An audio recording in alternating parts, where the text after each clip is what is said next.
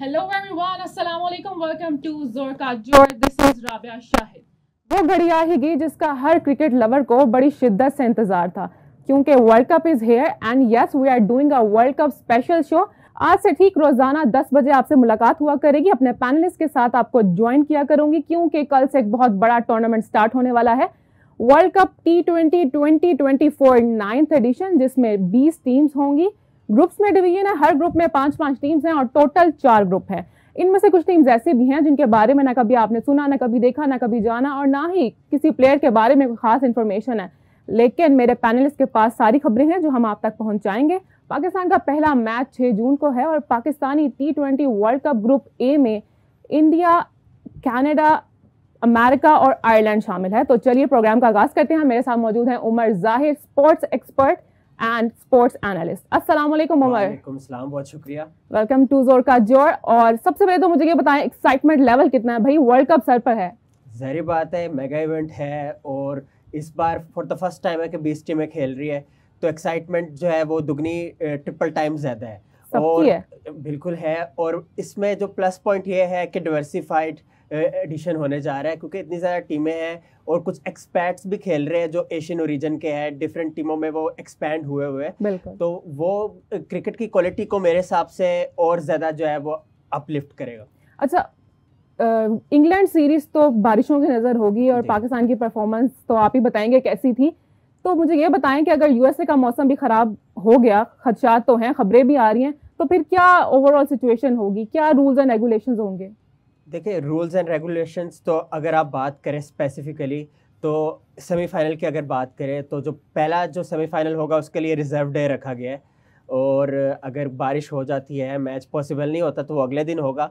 जबकि जो दूसरा सेमीफाइनल होगा उसके लिए ये है कि वो एक्सपेंड हो सकता है, कि वेट किया जाएगा कि बारिश रुक जाए, और 10 ओवर जो है वो मैच होना चाहिए उसके लिए। तो लेकिन ये है कि कोशिश यही होगी कि मैच हो जाए वो, और ये हिसाब किताब होगा। बाकी जहाँ तक बारिश की बात आपने की है, तो ओबियसली चांसेस तो है और ये चीज़ होती है, लेकिन पाकिस्तान को चाहिए कि अब जो चीज़ें पाकिस्तान के पर्सपेक्टिव से बात करें कि बस क्लैरिटी ऑफ माइंड होनी चाहिए, जो हो गया सो हो गया। आपको वर्ल्ड कप की कैंपेन शुरू हो गई है, यानी होने वाली है, कल से हो जाएगी, तो अब उस माइंडसेट के साथ खेलना है, और जो प्लेइंग साइड है उसको अरेंज करने की ज़रूरत है और यूटिलाइज करने की ज़रूरत है। सीरीज में जो पाकिस्तान की परफॉर्मेंस रही है काफ़ी हल्की थी, ख़राब थी, क्या रीजंस हैं? और जी, रीजंस तो काफ़ी ज़्यादा है। और आप ये देखें कि 2019 की वर्ल्ड कप की अगर हम बात करें तो पाकिस्तान 5वें नंबर पे आया था और टॉप 4 टीमों ने क्वालिफाई करना था नॉकआउट स्टेज के लिए, लेकिन क्योंकि वो रन रेट की वजह से और बारिश की वजह से पाकिस्तान जो है वो क्वालिफाई नहीं कर पाया नॉकआउट स्टेज में। तो ये चीज़ इस टूर्नामेंट में पाकिस्तान को ख्याल रखना होगा इसका, कि रन रेट का और पॉइंट्स वगैरह जो है वो सिक्योर करे, ताकि वो अपने लिए आसानी पैदा करे कि नॉकआउट स्टेज में वो चले जाए। जहाँ तक पाकिस्तान की परफॉर्मेंस की बात है इंग्लैंड के खिलाफ, तो वो सबके सामने है। ज़ाहिर बात है काफ़ी लॉस का शिकार रही है पाकिस्तान की टीम, और कोई किसी तरह से आप कह नहीं सकते कि पाकिस्तान की टीम ने अपनी ग्लोरी को डिफाइन किया है। चाहे आप बैटिंग में देख ले, बॉलिंग में देख ले, फील्डिंग में देख ले, हर डिपार्टमेंट में पाकिस्तान की टीम एक्सपोज हुई है, और जिसकी वजह से ओबियसली जो आपका मोराल है वो डैम्पन है। और अब देखना ये है पाकिस्तान की टीम के लिए बड़ा चैलेंज है, बाबर आजम लेड पाकिस्तान के लिए, कि किस तरह से वो बाउंस बैक करते हैं, क्योंकि सारे लोग जो है वो क्रिकेट पंडिट्स जो है वो आगे जो है आपको टॉप 4 में कंसिडर नहीं कर रहे। तो उनके साथ आपका मुकाबला ये है कि आपने उनको गलत साबित करना है। वो किस तरह करेंगे, परफॉर्म अच्छा करेंगे और फोकस पूरा क्रिकेट पे होगा और अपने रोल को डिफाइन करके खेलेंगे एज अ यूनिट, तो फिर ही होगा। अच्छा, पाकिस्तानी टीम पर अभी बाद में आएंगे, लेकिन पहला मैच जो है वो यूएसए और कनाडा के बीच में है। तो यूएसए का कौन सा प्लेयर जिसको आप देख रहे हैं कि भाई ये तगड़ा है? देखिए, काफ़ी प्लेयर ऐसे हैं और कर्टिसी के काफ़ी एक्सपर्ट्स दोनों टीमों में खेल रहे, चाहे वो यूएसए में हो या कनाडा में हो। अगर हम यूएसए की बात करें तो अली खान, जो अटक में पैदा हुए थे और अपने टीनेज में ही वो यूएसए जो है वो शिफ्ट हो गए थे, तो बड़े ही ज़बरदस्त प्लेयर है और फ्रेंचाइज क्रिकेट भी खेले हैं। कनाडा में भी उन्होंने खेला है, ग्लोबल T20, फिर IPL में भी उन्होंने खेला है और इवन PSL में खेले थे। तो अली खान बड़े ज़बरदस्त बॉलर है और यूएसए की जो पेस बैटरी है उसको लीड करेंगे। इसके अलावा एक बहुत बड़ा नाम शामिल हुआ है कोरी एंडरसन, जो कि न्यूजीलैंड के फॉर्मर ऑलराउंडर रहे हैं और उन्होंने बड़े रिकॉर्ड जो है तोड़े हैं ब्लैक कैप्स के लिए, न्यूजीलैंड के लिए। तो कहने की बात है, बड़ी बैलेंस साइड है। फिर एरन जॉनसन एक ओपनर उनके बड़े ब्लिस्टिंग प्लेयर है। और फिर अगर कनाडा की बात करें तो साद बिन जी। जफ़र की क़यादत में खेलेगी कनाडा की टीम। और साद बिन जफ़र भी, इनका ताल्लुक पाकिस्तान से है, गुजरांवाला से, और ये काफ़ी अरसे से कनाडा की टीम से वाबस्ता है और ये ऑलराउंडर है। ये लेफ़्ट हैंडेड बैटर है, इसके अलावा स्लो लेफ्ट आर्म ऑर्थोडॉक्स कराते हैं। और फिर इसके अलावा जो है जुनैद सिद्दीकी एक और इनके पास है जो कि ऑलराउंडर है, लेग स्पिनर है। फिर इनके पास एक स्पेशलिस्ट ऑफ ब्रेकर है कनाडा के पास, निखिल दत्ता, जो कि CPL भी खेल चुके हैं। तो काफ़ी अच्छे, हर दोनों टीमों के पास अच्छे प्लेयर है और आपस में इनके पहले भी क्लैशेस हुए हैं, तो एक अच्छा इनकाउंटर देखने को मिलेगा जो कि वर्ल्ड कप के 9वें एडिशन को लॉन्च करेगा।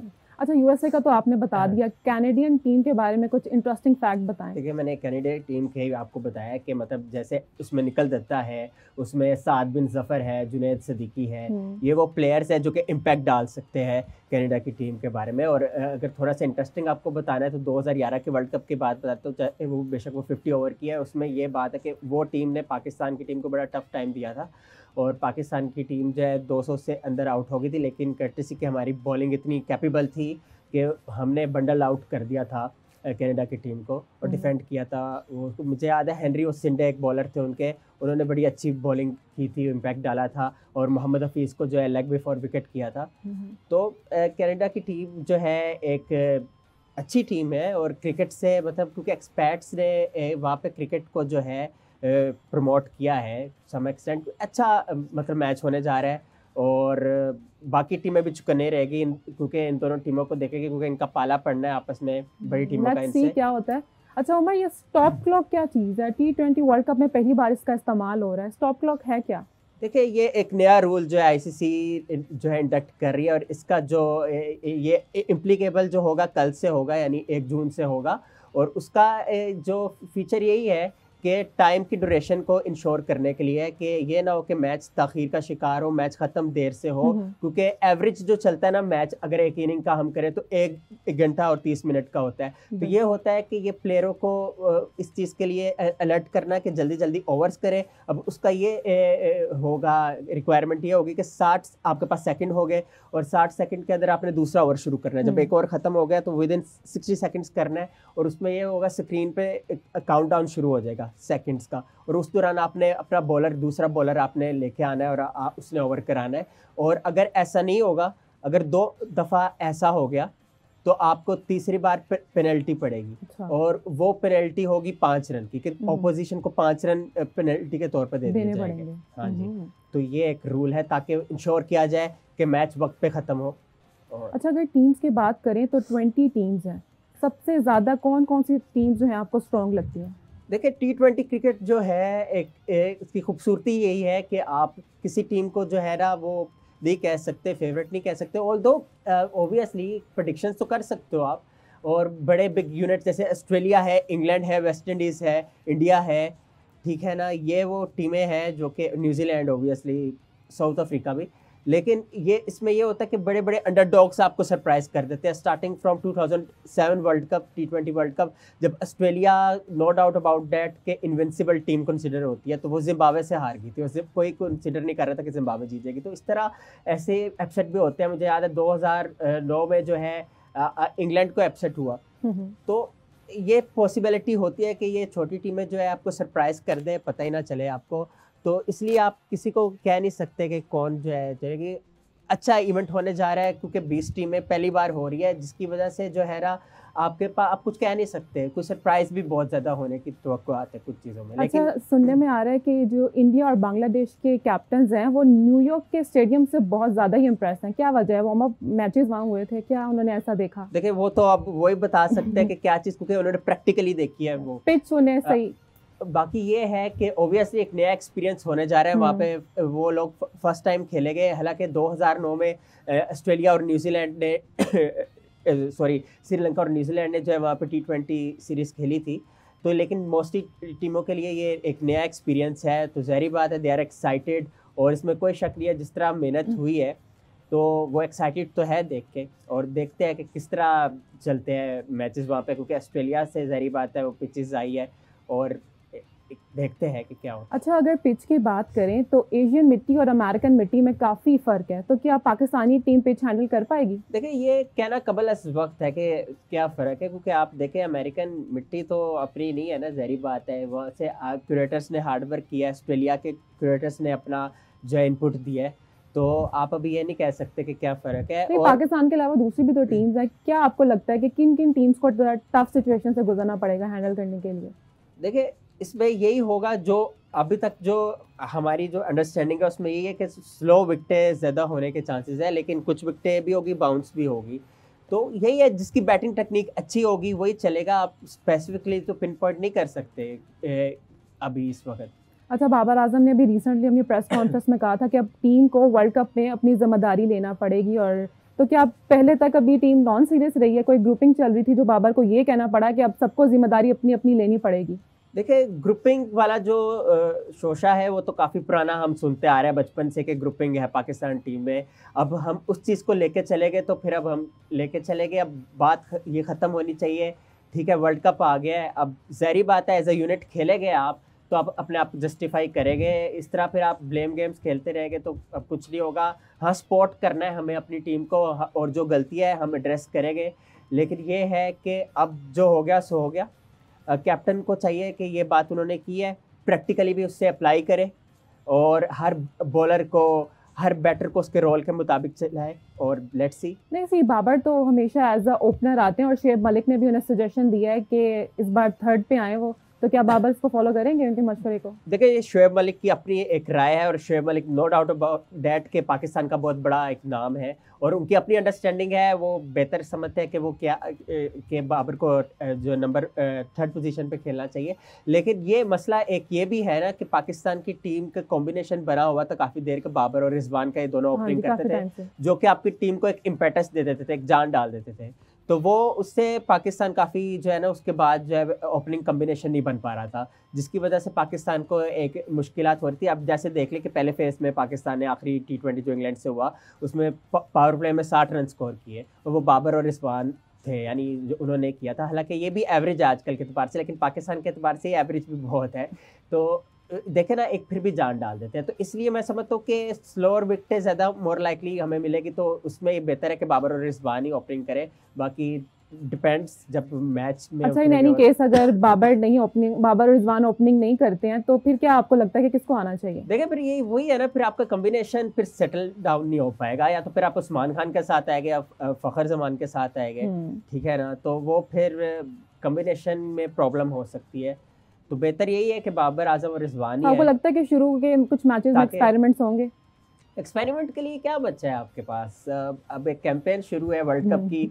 एक्सपेरिमेंट तो पहले आपने किए ही है ना। एक्सपेरिमेंट्स आपको इतने बिलावजह भी नहीं करने चाहिए थे। आपने बिलावजह एक्सपेरिमेंट्स किए, अपनी टीम के कॉम्बो को आपने खुद ही खराब किया पिछले 8-10 महीने में। फिर हमने देखा चेंज ऑफ लीडरशिप हुई, कप्तान को हटाया गया, फिर दूसरे कप्तान को लाया गया, फिर दूसरे कप्तान को हटा के फिर वही पुराने कप्तान को लाया गया। जिस तरह फिर वो एक जो है ना वो टीम में जो है एक किस्म के वॉस हो गए। तो अब जो हो गया सो हो गया, अब क्या कर सकते हैं? एक्सपेरिमेंट क्या करना है हमने? अब बस अब कैंपेन लॉन्च करनी है, माइंडसेट के साथ खेलना है। प्लेयर्स की जॉब है प्रोफेशनली तगड़े होने चाहिए, और ये जो बैठे हुए ड्रेसिंग रूम में सारे उनकी काउंसलिंग करने, उनका यही काम है कि बस वो उनको मोटिवेट करें। लेकिन इन दी एंड प्लेयरों ने खुद ही उतरना है, और प्रोफेशनल है। स्पॉट फिर भी उनको मिलनी है, क्योंकि आवाम भी हमारी तगड़ी है और उन्होंने स्पॉट करना ही बिल्कुल। करना है। ठीक है ना, अपार्ट फ्रॉम डैट के आप पुअर खेलोगे। हाँ ठीक है, आपके चेयरमैन बात करते हैं टीम को सपोर्ट करे, तो टीम को सपोर्ट तो करेंगे ओबियसली, लेकिन जो वीकनेसेस है वो तो एड्रेस करनी है ना, हमने हमली करनी है। सारी बात है, क्योंकि जज्बाती फैंस है, और जिस तरह यहाँ पे प्यार किया जाता है क्रिकेट को, ये एक हमारे लिए जीने के एक सबब बन जाता है, रे ऑफ होप है। लोग ये देखते हैं तो ज़रा जो दुनिया के जो डेली जो ग्रिंड होते हैं उससे ज़रा ये डिवर्ट हो जाते हैं। तो अच्छा आप करेंगे तो आपको दुआएं भी मिलेगी। ऐसा नहीं, आप 2017 में जब पाकिस्तान चैंपियंस ट्रॉफी जीता था, तो सरफराज अहमद उस वक्त के कप्तान के घर के बाद जब वो कराची आए थे, तो जिस तरह उनको ओवरवेलमिंग रिस्पॉन्स मिला था, वेलकम किया गया था, वो सबके सामने है। तो अच्छी क्रिकेट खेलेंगे तो याद रखा जाएगा आपको। तो बस अब जो हो गया सो हो गया। पाकिस्तान है, और पाकिस्तान के साथ हमेशा से अनप्रडिक्टेबल का टैग लगता है। और जब भी पाकिस्तान को एक ये बात तो है जो माननी चाहिए कि पाकिस्तान जब भी बिल्कुल कोई किसी खाते में नहीं लाता पाकिस्तान तभी बाउंस बैक करता है। और Pakistan have nothing to lose now. They got to perform just. अच्छा, मोहम्मद आमिर को कैसे देख रहे हैं, उनका क्या रोल देख रहे हैं वर्ल्ड कप में? जब 2009 का T20 वर्ल्ड कप स्टार्ट हुआ था तो मोहम्मद आमिर एक 17 साल एक पेसर आया था, जिस इंथ्यूजिज्म के साथ आया था, जिस ज़ील के साथ आया था। उसने पूरी दुनिया को जो है ना वो बस दुनिया की स्पॉटलाइट कैप्टिवेट कर ली उसने, कर्टेसी के उसके दिलेराना एटीट्यूड से कि बैटर्स जो ओपोनेंट्स है उसको अटैक किस तरह करना है, कर्टेसी उसका फायरी स्पेल, उसकी वेरिएशंस वगैरह और उसकी क्रिकेट अवेयरनेस।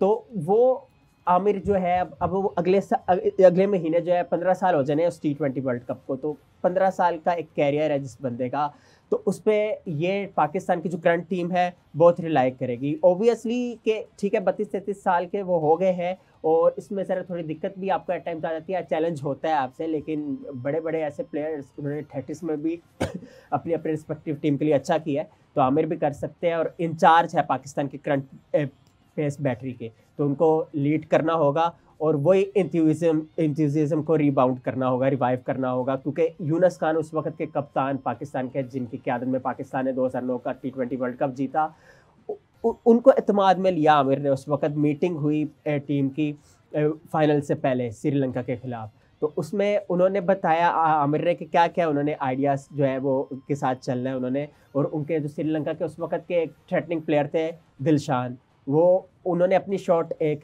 इन्वेंट की थी जो कि सब लोग जानते हैं दिल स्कूप के नाम से, तो उसको किस तरह से कंटेन करना है वो सारी स्ट्रेटजी उन्होंने बनाई और पाकिस्तान को सफल किया, एक रोल। अच्छा, ऑस्ट्रेलियन क्रिकेटर जो है नेथन लियोन ने एक पेशन गोई किया है कि ऑस्ट्रेलिया और पाकिस्तान फाइनल में जाएगा। Don't you think is it too early कि आसान नजर आ रहे हैं आपको? देखिए अभी आप पाकिस्तान की 8-10 महीने की जो परफॉर्मेंस देखते हैं ना, उस पर अगर एवेल्यूएशन करें, जो जितने भी मोस्टली क्रिकेट पंडित्स ने किया उसी बेसिस पे किया है, क्योंकि आप देख रहे हैं ना पाकिस्तान जो लास्ट ईयर के एंड पे न्यूजीलैंड में कितनी बुरी तरह से हारा, फिर होम सीरीज़ हुई, न्यूजीलैंड की सी टीम डिप्लेटेड साइड आई और उससे आपने 2-2 से सीरीज़ स्केयर की सिर्फ, और फिर आप आयरलैंड से भी एक मैच हार गए, तो इस वजह से लोग आपको बोदर नहीं कर रहे। लेकिन अगर आप 2022 का वर्ल्ड कप देख लें, हम फाइनल खेले थे इंग्लैंड के खिलाफ, फिर हम 2021 का वर्ल्ड कप देख लें, हम सेमीफाइनल खेले थे अगेंस्ट ऑस्ट्रेलिया, तो Pakistan overall T20 world cup में हमेशा से बहुत ज़बरदस्त किया है, चाहे वो 2007 का वर्ल्ड कप हमने फाइनल खेला इंडिया के खिलाफ, 2009 का जो वर्ल्ड कप है वो हमने जो है उसमें वो हमने जीता, 2010 में हम सेमीफाइनल खेले, ऑस्ट्रेलिया से हारे थे। तो पाकिस्तान ऑलवेज जो है क्रूज रहा है नॉकआउट स्टेजेस में और अच्छा किया है वर्ल्ड कप में। बस मसला ये है कि इस बार जो है ना लग ऐसा रहा है कि पाकिस्तान की टीम जो है वो क्लब टीम है, जिस तरह परफॉर्मेंसेस की है इस वजह से फैंस भी और क्रिकेट पंडित्स भी दिल बर्दाश्ता हो गया, लेकिन यू नेवर नो कि क्योंकि पाकिस्तान के पास अब कुछ खोने को है नहीं, जैसे मैंने कहा कि पाकिस्तान को डिलीवर ही करना है और ऐसा डिलीवर करना है ताकि फिर जो लोग जो आप पे तनकीद कर रहे हैं वो आपके फिर फैंस बन जाए। अच्छा, बाबर ने इंटरनेशनल T20 इंटरनेशनल में 4000 रन कंप्लीट कर लिए, तो इस वर्ल्ड कप में डू यू थिंक कि रिजवान और बाबर जो है वो अच्छी परफॉर्मेंस दे पाएंगे, अवाम की अपने फैंस की उम्मीदों पर उतर पाएंगे? देखिए वो तो अपने तरह से कोशिश तो करते हैं ऑब्वियसली, ज़्यादा तनकीद कहाँ होती है, टेक्निक में नो डाउट अबाउट डेट कि दोनों बहुत ज़बरदस्त है, मसला ये ना स्ट्राइक रेट का है। अब आप जोस बटलर को देख लें, आप फिल सॉल्ट को देख लें, वो आप इस टाइम के मुताबिक खेल रहे हैं। मसला ये है कि T20 क्रिकेट का फॉर्मेट तो बहुत पहले से शुरू हो गया था, 2003 में काउंटी क्रिकेट स्टार्ट हुई, फिर 2005 में पहला मैच हुआ था बैनुल-अक़वामी T20 फॉर्मेट में ऑस्ट्रेलिया और न्यूजीलैंड का, जिसमें रिकी पॉन्टिंग की फॉर एग्जांपल उन्होंने 94 रन स्कोर किए, 90 प्लस थे, और वो प्रॉपर एक प्लेयर रहे, फर्स्ट क्लास क्रिकेट खेली, टेस्ट क्रिकेट खेली, मतलब वो अब उस वक्त आप कह सकते हो कि स्ट्राइक रेट की प्रॉब्लम हो सकती है, लेकिन उस वक्त 2005 में यानी आज से 19 साल पहले वो 50 प्लस बॉलों में उन्होंने इतना स्कोर किया 90। तो आप ये देख लें कि वो अगर इस तरह कर सकते तो वाई नॉट रिजवान और बाबर ने अभी किया, भी स्ट्राइक रेट उनका बेहतर हुआ है, बस ओनली थिंग ये है कि कन्वर्जन, अगर आप 30-40 रन हो जाते तो कोशिश किया जाए कि उसको बड़ा कन्वर्ट करें ना, आगे लेके चले उसको, ताकि फिर जो नीचे आने वाले प्लेयर्स हैं उनमें जो वो प्रेशर कम हो और उनमें ये ना हो कि उन्होंने बस एंकरिंग करनी है, फिर उनके पास ये मार्जिन हो कि वो अपने स्टाइल से भी खेले और चीज़ों को जो है वो सेटल डाउन करके, मतलब बॉलर्स को कॉन्टेम्प्ट के साथ खेले और हिटें करे, पावर हिटिंग करे। टूर्नामेंट में तो बहुत बड़ा टूर्नामेंट है, बड़ा प्रेशर होता है कैप्टनसी का भी, तो डू यू थिंक कि बाबर इस बार फिर ज़रा प्रेशर में आ जाएंगे? प्रेशर लेके क्या करेंगे, प्रेशर लेके अपना नुकसान करेंगे बाबर आजम। मेरा नहीं ख्याल कि वो उनको इस तरह करना चाहिए और यकीनन नहीं करेंगे, क्योंकि आपने आगे 2023 के वर्ल्ड कप में किया, कप्तानी किया है। ऑल्दो आप ज़ाहिर बात है काफ़ी उसमें फ्लास निकाल सकते हैं टीम के, लेकिन प्रेशर लेके क्या करना है आपने। आपको तो बल्कि देखें ना, आपके पास सुनहरी मौका है कि आप वो कॉन्फिडेंस रिवाइव करें अपने ऊपर। जो लोग आप पे जो कॉन्फिडेंस कुछ जो नहीं कर रहे, आप रिवाइव करें, क्योंकि ऐसा बैटर तो Babar no doubt about that हमारे प्रीमियम बैटर है। बस जरा कप्तानी की वजह से उनको तनकीद का सामना हुआ है और उनको चुकन्ना रहना पड़ेगा, ताकि कोई उन पर बिलावजा उंगली भी ना उठाए और बस अवेयर रहे, विजिलेंट रहे और अच्छी कप्तानी करे। रिजवान ने भी नो डाउट बहुत अच्छी परफॉर्मेंसेस पीछे दी हैं, लेकिन जब बड़े टूर्नामेंट होते हैं तो इनको क्या हो जाता है? देखिए 2021 में जब इंडिया के खिलाफ हम कॉम्प्रिहेंसिवली जीते थे तो पाकिस्तान की वाह वाह हो गई थी, और अब वो देखें कि उस जीत के साथ ना सिर्फ पाकिस्तान का मोमेंटम जो है वो अच्छा हुआ था, इंडिया का कॉन्फिडेंस भी डैम्पन होके रह गया था और इंडिया जो है वो नॉकआउट में क्वालिफाई नहीं कर पाया था। लेकिन उसके बाद किस खूबसूरती के साथ इंडियन टीम बाउंस बैक किया, उन्होंने सीखा चीज़ों से। मसला ये है ना कि हम जो है वो बस उसी तरह चल रहे होते हैं, मतलब चीज़ों से सीखते नहीं है। लेकिन रिजवान और बाबर को चाहिए कि खेले अपने स्टाइल से और वो देखे जो उन्होंने माजी में जो अचीवमेंट किया उसके मुताबिक करे, ठीक है ना। नेगेटिविटी तो बहुत मिलेगी, लेकिन अब मसला ये हमें बैक करना है इनके साथ। और बाकी मसला ये है कि इस टीम को भी अगर अरेंज कर ले ना उसके हिसाब से, तो अभी भी कुछ काफ़ी हद तक बेहतरी हो सकती है। फॉर एग्जांपल आप ये देखें कि साइम अयूब बकर नहीं चल रहे थे, ठीक है, उनको खिलाना ही है तो आप मिडिल ऑर्डर में आप खिला लें उनको, कि मिडिल ऑर्डर वैसे ही आपका वीक है, हो सकता है you never know middle order में चल जाए वो, ठीक है। फ़खर जमान का अगर आप ओपनर थे तो उनको नीचे लेके आ सकते, तो वाई नॉट साइम अयूब को, फिर उनसे बॉलिंग भी आप करा ले पार्ट टाइम में, क्योंकि PSL में उन्होंने बड़े अच्छे ब्रेक थ्रू दिया आपको और टर्न भी किया बॉल। तो नेवर नो, अगर खिलाना ही है साइम अयूब को तो ज़रा डिमोट करके खिला ले, और बाकी शादाब को डिमोट कर ले। अगर शादाब को आप ऊपर भेज रहे हैं जिसकी वजह से प्रेशर पड़ रहा है आप पे। अच्छा, आजम खान को कैसे देख रहे हैं? आजम खान को कैसे देखना है, जहरी बात है, काफ़ी उनके फिटनेस पे सवाल तनकीद होती है। ओबियसली आप ये देखें, मसला ये है ना कि अगर 130 की रफ्तार में कोई बॉलर कर रहा है, मुंह पे अगर उनके बॉल कर रहा है तो वो हिट कर लेंगे, लेकिन जब फायरी डिलीवरीज होगी 140 से ऊपर बर्क रफ्तार बॉलर उनको बॉलिंग करेंगे तो उनको दिक्कत हुई है और होती रहेगी। इसी तरह उस्मान खान की अगर बात करें, उन्होंने 38 रन तो स्कोर किया आखिरी T20 में, लेकिन उनको कहीं ना कहीं जो है पेस बॉलिंग पे और बाउंसर में दिक्कत हो सकती है और उससे चुकना रहना पड़ेगा। अब देखें, इसमें कोई शक नहीं, उन्होंने 38 रन स्कोर किए, ठीक है ना। उनको चाहिए था 15वें ओवर में वो आउट हो रहे हैं, आगे अगर वो लेके चलते तो नेवर नो 180 190 हो जाता पाकिस्तान का और पाकिस्तान जीत सकता था। अच्छा, हालांकि मॉर्गन जो फॉर्मर कप्तान रहे इंग्लैंड के, उन्होंने कहा कि जो 158 हुआ है वो डिफेंडेबल टोटल है, लेकिन मसला है कि पाकिस्तान के बॉलर्स ने जो है साथ ही नहीं दिया, with the exception of Haris Rauf के। चले इतनी रन्स उनको पड़ने के बाद उन्होंने कुछ अच्छी बॉलिंग कर ली, 3 विकेटें ले ली और फील्डिंग भी अच्छी, उन्होंने अपने फुटबॉल स्किल्स दिखाए, चौका रोका, अच्छा किया। लेकिन ओवरऑल आप देख लें, नसीम शाह 50+ रन दे रहे हैं जो कि हाईली आपके मेन स्ट्रीम बॉलर रिगार्ड होते हैं। तो ये यहाँ पे इसका मतलब है कि आपको प्रॉब्लम्स है और इन प्रॉब्लम्स को किस तरह ओवरकम करना है, ये आप किस गैरी क्रिस्टन जो अभी ज्वाइन किया है उन पे आप क्या कह सकते हैं, जो बाकी जो पहले से अटैच है पाकिस्तान टीम से उनको चाहिए ना। मसला ये गैरी क्रिस्टन के पास ये अर्ली है वैसे बात करना, लेकिन ये है कि या तो वो अपनी जॉब बचाएंगे या तो फिर उनको इन एक्शन में आना पड़ेगा, क्योंकि वो बड़े एक प्रेस्टिजियस कोच रहे, उनकी रेपुटेशन रही है। इंडिया को वर्ल्ड कप उनकी मतलब स्पेयर हेड थे वो, और इंडिया जीता वर्ल्ड कप 2011 का, और उनके बड़े उनकी खिदमतें हैं क्रिकेट के लिए। तो देखना ये कि क्या वो कुछ कर पाएंगे या वैसे ऐसे ही बैठे रहेंगे। अच्छा, अभी आप बॉलर्स की बात कर रहे थे, तो इंग्लैंड सीरीज में कैसी परफॉर्मेंस देखी आपने, स्पेशली बॉलर्स की?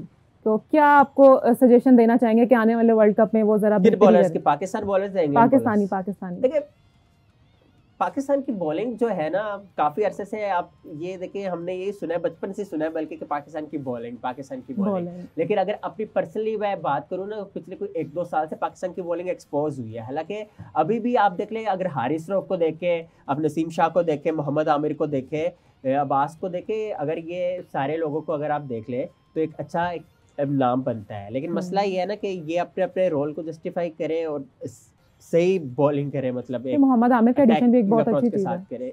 एडिशन तो अच्छा है ना, लेकिन मसला ये अगर वो नहीं उस पर यूटिलाइज करे अपने आप को सही तरह, तो फिर क्या फ़ायदा उस चीज़ का। अपेरेंटली तो नाम बड़े हैं ये, लेकिन इनको परफॉर्म भी उस तरह ही करना पड़ेगा अब। और मसला है पाकिस्तान का, ये देखे ना कि स्पिनिंग डिपार्टमेंट एक अरसा था कि बड़ा डोमिनेट करता था। जब अजमल होते थे, सईद अजमल होते थे, मोहम्मद हफीज़ होते थे, शाहिद अफरीदी होते थे, तो एक ये लीदल एक स्पिनिंग कॉम्बो बन जाता था। लेकिन अब मसला ये ऐसे ऐसे पाकिस्तान के जो स्पिनर्स हैं, जो शादाब खान एक मेन स्ट्रीम स्पिनर कंसिडर होते रहे, 2017 में बड़ी अच्छी बॉलिंग की जब लमलाइट में आया चैंपियंस ट्रॉफी से, और काफ़ी अच्छा किया उसके बाद, लेकिन अब वो स्पिन उनसे बॉल होती ही नहीं है अनफॉर्चुनेटली। ये जो पिछले जो T20 में किए निस्बतन अच्छी बॉलिंग की, लेकिन ओवरऑल एक प्रॉब्लम है। और इस वर्ल्ड कप में जो भी टीमें जो है टॉप करेगी ना, उनके स्पिनिंग डिपार्टमेंट बड़ा इंपॉर्टेंट होगा। आप देख लें कि इंग्लैंड को अगर हम बात कर लें, आदिल रशीद नंबर 1 पे है, और अभी भी उन्होंने पाकिस्तान के खिलाफ जो है बड़ी अच्छी बॉलिंग की है, पाकिस्तान को ट्रबल किया है। और इसी तरह फिर राशिद खान को आप देख लें, वर्ल्ड क्लास स्पिनर है, और अफगानिस्तान के जो स्पिनिंग डिपार्टमेंट को इतना तगड़ा कर देते हैं। फिर मुजीब है, नूर है, तो स्पिनर्स का होना बड़ा ज़रूरी है। लेकिन ये पाकिस्तान की टीम जो है, ये पाकिस्तान के लिए बड़ा प्रॉब्लम रहा है कि स्पिनर्स आपके पास नहीं। अबरार अहमद जो कि आप मिस्ट्री स्पिनर तो कहते हैं, लेकिन उनको खिला नहीं रहे, और इस तरह तो फिर प्लेयर का कॉन्फिडेंस डाउन होता है। अगर आपने उनको क्रंच मूवमेंट में डाल दिया, तो फिर ज़ाहिर बात है कि ना डिलीवर किया तो उन्हीं को ब्लेम किया जाएगा। तो ये बड़े प्रॉब्लम्स हैं, और वन ऑफ द प्रॉब्लम ये है कि स्पिन डिपार्टमेंट आपका। अच्छा, अभी हमने पाकिस्तानी टीम की बात की, यूएसए की भी की, कनाडा की भी की, तो इंडियन टीम को कैसे देख रहे हैं? इंडियन टीम के बारे में ज़रा कुछ बताएं। देखिए, इंडियन टीम को जब आप देखते हो तो ज़ाहिर बात है दिल खुश हो जाता है किस तरह, क्योंकि एक बैलेंस है, एक चाहे वो बैटर्स हो और चाहे वो ऑलराउंडर्स हो। शुरू से हम सुनते आए कि इंडिया की बॉलिंग डाउन है, इंडिया की बॉलिंग डाउन है। अब कैसे अब नहीं कह सकते कि इंडिया की बॉलिंग डाउन है, क्योंकि जिस तरह जसप्रीत बुमराह ने एक झील डाली है करसे से इंडिया की टीम को, इंडिया की बॉलिंग यूनिट को जिस तरह रिवाइव किया है, रिवैम्प किया है, वो बहुत ही काबिल तहसीन बात है। फिर इसके अलावा उनके पास जो स्पिनर्स है, फिर Jadeja as an all-round package है, इतने अरसे से वो चल रहे हैं। और एक काफ़ी अरसे पहले ही काफ़ी क्रिकेट पंडित ने प्रेडिक्ट किया था कि जडेजा एक फाइन प्रोस्पेक्ट रहेगी, और अब एक वेटरन के तौर पे वो खेल रहे हैं। तो आप फिर विराट कोहली को देख लें, आप रोहित शर्मा को देख लें, जसवाल को देख लें, ये वो प्लेयर्स हैं जो कि अपने अपने रोल को जानते हैं, ठीक है ना। कोई अगर एक बंदा नहीं चलेगा तो कोई बंदा चलेगा। यही बात हम इस तरह ऑस्ट्रेलिया की कह सकते हैं कि कोई अगर नहीं चल रहा, तो अगर मिचेल मार्श नहीं चल रहे, तो हो सकता है कि मैक्सवेल चल जाए, पैट कमिंस चल जाए। तो एक ये पाकिस्तान की टीम में कौन है कि आप बाबर और रिजवान के कह लेंगे कि चल जाएगा, कोई कवर कर लेगा, फ़खर जमान शायद कर ले अपने डे पे, तो कौन करेगा ये। अच्छा, कोहली का डू यू थिंक कि वो चल जाएंगे, चेस कर लें? क्योंकि हम काफ़ी मीम सुनते आ रहे थे पहले कि कोहली नहीं होता तुझसे चेस, तो इस दफ़ा क्या लगता है आपको? कि विराट कोहली बड़ा प्लेयर है और बड़े टूर्नामेंट का प्लेयर है, और ठीक है, और IPL में रन्स करके आ रहे, तो अच्छा करेंगे, फ्लॉप भी हो सकते हैं, लेकिन ये है कि उन पे निगाहें जो है हमेशा से रही है, और उन्होंने अच्छा किया ही है। और वो प्रेशर के प्लेयर है दरअसल, जब उन पे प्रेशर पड़ता है तब परफॉर्म करते हैं। अब देखना ये है कि हमारे प्लेयर्स इस टूर्नामेंट पे प्रेशर के प्लेयर्स बनते हैं या बिल्कुल ही डीमोरलाइज होते हैं। अच्छा, अगर अमेरिका की टीम जीत जाती है तो पहला मैच फिर पाकिस्तान से होगा, तो क्या सूरत हाल होगी? वैसे भी मैच पाकिस्तान का पहला यूएसए से ही है। देखिए, पाकिस्तान जीतेगा यूएसए, और पेपर अभी भी पाकिस्तान की टीम बहुत बेहतर है यूएसए से, आयरलैंड से, कनाडा से। इंडिया के साथ आपका एक हाई ऑक्टेन क्लैश होना है, जो कि रवायती तौर पर होता ही रहा है, फायरी कॉन्टेस्ट होता रहा है। लेकिन मसला ये है ना कि कनाडा यूएसए का कॉन्फिडेंस बड़ा अच्छा हो गया, क्योंकि उन्होंने वर्ल्ड कप से पहले बांग्लादेश के खिलाफ सीरीज़ खेली और वो 2-1 से जीते, जो कि अनएक्सपेक्टेड था मोस्टली फैंस के लिए कि यूएसए सीरीज़ जीतेगा इतना कॉम्प्रिहेंसिवली, और वो जीते हैं। तो बाकी लेकिन Pakistan on the other side अगर हम बात करें, तो जिस तरह खेलते हुए आ रहे हैं पाकिस्तान, तो सीरीज़ हारते हुए आ रहे हैं, और इतनी कोई कॉन्फिडेंस हाई नहीं है, तो ये एक वजह है। लेकिन अगर पाकिस्तान यूएसए के खिलाफ मैच जीत जाता है, तो और अगर कॉम्प्रिहेंसिवली जीतता है, वन साइड जीतता है, तो एतमाद में इजाफा होगा। फिर इंडिया से आपका मैच होगा 6 जून से, तो वो शायद आपको फिर फ़ायदा हो उस चीज़ का। अच्छा, यूएसए का ऐसा कौन सा प्लेयर है जिसको आप बहुत ज़्यादा एग्रेसिव देख रहे हैं? देखिए, जैसे एरन जॉनसन है, उनके बड़े अच्छे प्लेयर हैं। कोरी एंडरसन बहुत बड़े प्लेयर हैं, न्यूजीलैंड के फॉर्मर ऑलराउंडर है, जैसे मैंने आपको पहले बताया। तो वो बॉलर भी बहुत अच्छे हैं, कंप्लीट पैकेज है, और वो पावर हिटिंग एबिलिटी से भी जाने जाते हैं, और अपने जो मसल्स को फ्लेक्स करना वो जानते हैं। तो इसलिए इसके अलावा जो है अली खान की मैंने बात की, पेसर, वो बड़े अच्छे बॉलर हैं। तो यूएस की टीम में तगड़े प्लेयर्स हैं। अच्छा, इंडियन कोच के बारे में भी खबरें आ रही थी गौतम गंभीर की, तो क्या है उसके बारे में ज़रा बताएं। देखिए अभी तो फाइनल हुआ है? राहुल द्रविड़ ही अभी चला रहे हैं ना कोचिंग का मामला इंडिया का, वो उसके बाद होगा। और अभी इस पे कोई विजय इतनी क्लैरिटी नहीं है, लेकिन हो सकता है कि गौतम गंभीर हो जाए। अगर वो बन जाते हैं कोच तो एक फाइन प्रोस्पेक्ट रहे हैं, खिदमत है उनकी इंडिया के लिए और बड़े फाइन ओपनर रहे हैं, तो अच्छी बात होगी। अच्छा, सोशल मीडिया पर एक वीडियो भी सर्कुलेट करी है बाबर आजम की और नसीम शाह की। तो बाबर ने अपने छोटे छोटे फैंस को ज़रा ऑटोग्राफ दिए बगैर चले गए, लेकिन नसीम ने पीछे से सिचुएशन हैंडल की। तो इस किस्म के एटीट्यूड को क्या कहेंगे आप? अच्छा, ये मेरे इल्म में बात नहीं थी, लेकिन ये क्या कहना है। देखिए बाबर आजम जो है कप्तान है टीम के, ठीक है ना, और प्लेयर है, इंसान होता है प्लेयर। और अगर इस तरह की चीज़ होगी है तो उसकी वजह भी हो सकती है, कोई और माइंड में और चीज़ें होगी, ज़हरी बात है। अगर नसीम शाह ने कवर कर लिया चीज़ें तो ठीक है, ऐसे इस पर मैं क्या कहूँ, ज़हरी बात है, इंसान होता है और चीज़ें भी होती है। एज अ प्लेयर आप देख रहे हो, एज अ कैप्टन आप देख रहे हो, तो हो सकता है कोई चीज़ हो, बिजी हो वो, तो आप इस तरह तनकीद नहीं कर सकते बिला वजह। अच्छा, बाबर ने कहा है कि सीरीज डिफरेंट है और वर्ल्ड कप डिफरेंट है, तो इसमें कोई तो दो राय वो है नहीं। ये इसमें ज़रा परफॉर्मेंस डिफरेंट होगी या क्या? मतलब सीरीज तो हार गए ना, मतलब परफॉर्मेंस उसमें तो देखिए मैंने खराब जिस थी। तरह आपको यही कहा ना कि अब वो आप सीरीज की बात करनी नहीं, आपने अब वर्ल्ड कप की बात करनी है। वर्ल्ड कप में जो टेम्परेचर होता है, जो कैफियत होती है, एंथुसियाज्म होता है, बिल्कुल अलग होता है। और मैं वही कह रहा हूँ कि पाकिस्तान अब भी अगर मैच जीत जाता है यूएसए तो वर्ल्ड से, कप में तो प्रेशर भी ज़्यादा होता है, सीरीज में इतना प्रेशर नहीं था। मैं वही कह रहा हूँ ना कि प्लेयर्स के लिए प्रेशर लेना कोई बड़ी बात नहीं होती। प्रेशर से या तो आप निखरते हो तो बिल्कुल डाउन होते हो, दो ही चीज़ें होती है। तो प्रेशर तो लेना पड़ेगा पाकिस्तान को, और अगर यूएसए से पाकिस्तान जीत जाता है तो ऐसे ही जो है हो सकता है आपके एतमाद में इजाफा। और अगर इंडिया से आप जीत जाते दूसरा मैच, तो ये भी हो सकता है कि आपका कॉन्फिडेंस फिर ऐसे हो जाए कि फिर ओपोनेंट्स कोई भी हो आप उनको डेयर कर दें, 1 मिनट भी ना लगे। तो ये बात अच्छा, है। बाबर बस और रिजवान की जोड़ी के अलावा किसकी जोड़ी आपको ज़्यादा स्ट्रॉन्ग लग रही है कि अगर बाबर रिजवान है तो ये दो भाई हैं चलेंगे? देखिए जसवाल और शर्मा की लग रही है मुझे तो इंडिया से। बाकी पाकिस्तान की कोई जोड़ी की अगर हम बात करें तो कोई हम कह नहीं सकते अभी, लेकिन यू नेवर नो, कम्बिनेशन की बात है। लेकिन बाबर और रिजवान मैं समझता हूँ ठीक है उनको कर ले, क्योंकि एक ये भी नैरेटिव है कि बाबर और रिजवान होना चाहिए। और ठीक है ना, क्योंकि आपके पास कोई फिर उसके बाद आपको ब्लेम गेम भी नहीं होगा कि नहीं उनको मौका दिया, दे दे उनको मौका। और लेकिन ये देखना होगा मैनेजमेंट को, जब मैच से पहले सिचुएशन क्या है, सरफेस कैसी है, उस हिसाब से आप प्लान करोगे कि ओपनिंग आपने किसके साथ करनी है। हाँ, फ़खर का अगर रोल उनको दिया जाए एज एन ओपनर तो कोई इसमें नहीं है, लेकिन मसला ये है ना कि फिर बाबर का जो पोजीशन है वो ख़राब हो सकती है, या उनमें से किसी एक को कॉम्प्रोमाइज़ करना पड़ेगा, बाबर या रिजवान को। अच्छा, कुछ न्यू टीम्स भी हैं जिनके बारे में मैंने स्टार्टिंग में बताया था ना, हमने कभी सुना है ना कभी देखा ना कि किसी प्लेयर के बारे में खास इन्फॉर्मेशन है, तो आप कुछ हमें बताएं हमारे व्यूअर्स को भी। देखिए जैसे ओमान की टीम है, ओमान के बारे में मैंने आगे भी बात की थी कि ये 2000 में इनको जो है एफिलिएट का स्टेटस मिला था। बाद में उनका स्टेटस में अपग्रेड हुआ, और इट वाज इन 2016 के ओमान की टीम एशिया कप में उन्होंने रिप्रेजेंट किया, फिर वर्ल्ड T20 में क्वालिफाई किया। अब ओमान की वो टीम है जिसमें मोस्टली एक्सपैट्स जो है वो खेलते हैं, रिप्रेजेंट करते हैं, और पाकिस्तान के काफ़ी प्लेयर्स हैं। जैसे मैंने पहले भी अर्ज़ किया था कि फ़याज़ भट्ट एक प्लेयर है जो कि पाकिस्तान अंडर-19 को रिप्रेजेंट किया था 2010 में, और अब वो ओमान के एक मेन प्लेयर बन चुके हैं, फ्रंट लाइन बॉलर बन गया है। इसके अलावा बिलाल खान जिन्होंने 2007 और 9 में जो है फर्स्ट क्लास क्रिकेट पाकिस्तान से खेली थी, और अब वो भी एक फ्रंट लाइन पेसर बन गया ओमान के।